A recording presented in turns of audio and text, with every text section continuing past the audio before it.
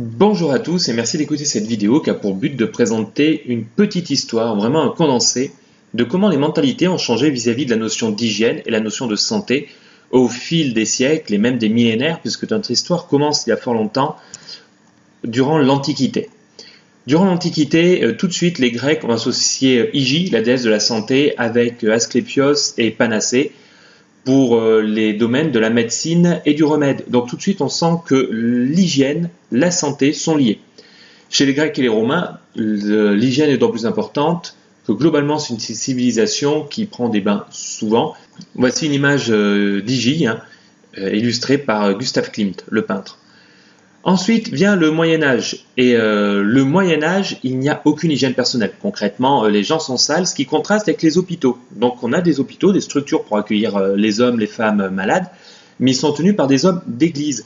Les progrès scientifiques sont limités justement par ce contexte religieux, et le salut doit venir de la prière et de la croyance. Mais comme l'hygiène dans les hôpitaux est quand même assez importante, tout est très propre, même s'il n'y a aucun moyen de soigner les maladies, le taux de décès reste fort, mais moins fort que ce qui sera à la Renaissance. Ce qui est un paradoxe, puisque à la Renaissance, il y a des avancées scientifiques assez incroyables.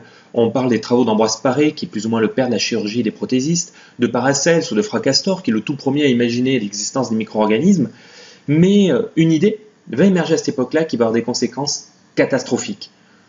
L'eau, la chaleur, dilate les pores de peau, et c'est par là que vont rentrer les mauvais éléments, ce qu'on va appeler les miasmes ou ces choses-là, et on va être persuadé que la crasse protège. Les hôpitaux vont devenir extrêmement sales, insalubres carrément, on a plus de chances de mourir, 80% de chances de mourir quand on rentre à l'hôpital lors de la Renaissance, et c'est une catastrophe. Les manuels de bienséance proposent de se laver les mains 2 à 3 fois par semaine.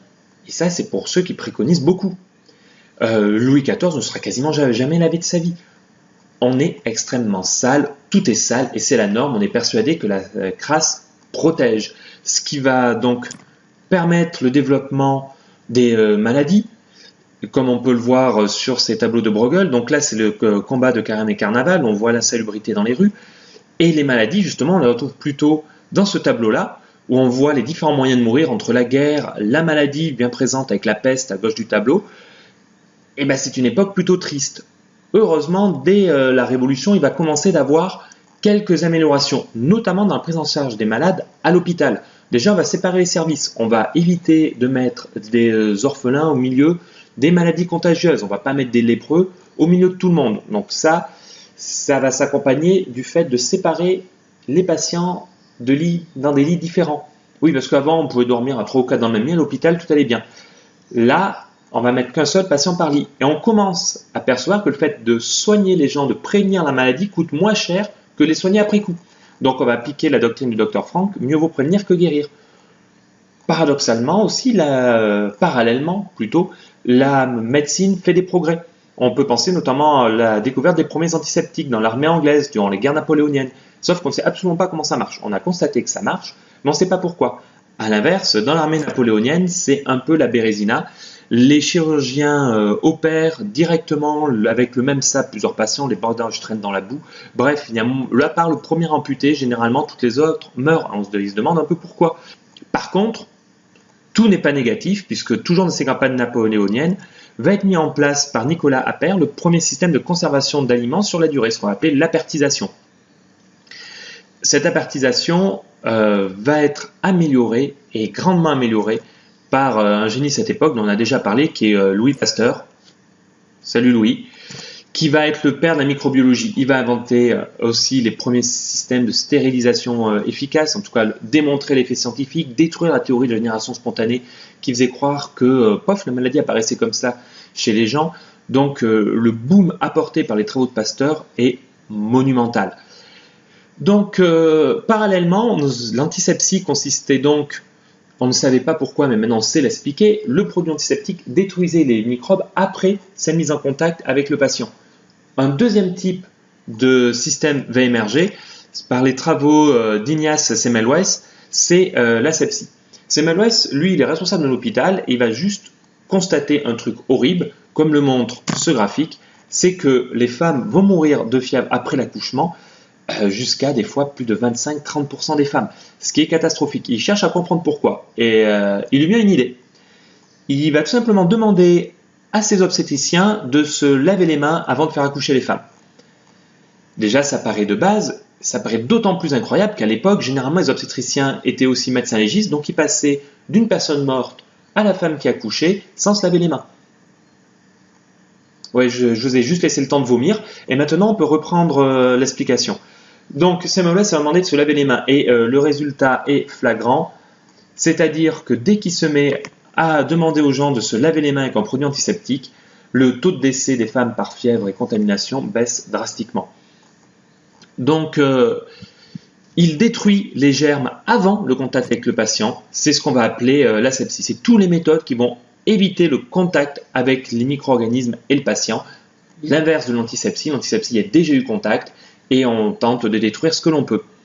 Et j'ai envie de dire, l'essentiel est fait, puisque depuis les travaux de Samuel West, on ne fait que augmenter les découvertes pour améliorer l'asepsie plutôt que l'antisepsie.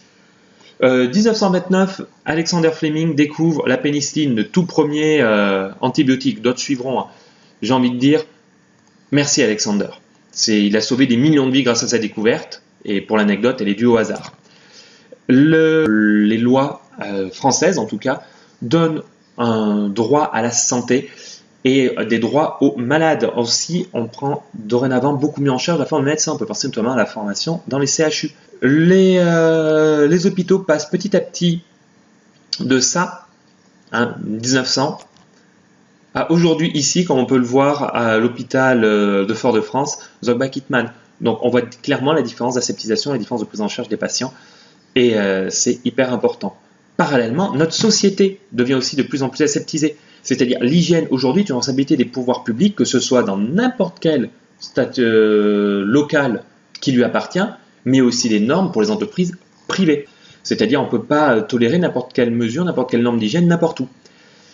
Et si l'hygiène collective est régulée, il reste encore des problèmes avec l'hygiène personnelle. Parce que si aujourd'hui, seulement selon certaines études, 57% des Français se touchent tous les jours, ce qui fait réfléchir, 12,5% avouent ne pas se laver les mains après être allés aux toilettes. Ça fait quand même réfléchir. Combien d'entre nous se lavent pas systématiquement les mains avant de passer à table? Là aussi, ça fait réfléchir. C'est-à-dire que la notion d'hygiène, maintenant, c'est notre propriété à tous. Et nous devons veiller à notre hygiène, à certes se protéger des micro-organismes pathogènes, mais aussi veiller à ne pas détruire notre propre microbiote qui nous est utile. Voilà, je vous remercie de m'avoir écouté et je voudrais terminer ceci en présentant que l'histoire de l'hygiène et tout ce qui est lié à l'hygiène vous ouvre des voies, notamment sur plein de métiers. Que ce soit dans le domaine hospitalier, les structures publiques ou encore dans bien d'autres, que ce soit l'hygiène et la santé, il y a plein de choses à faire.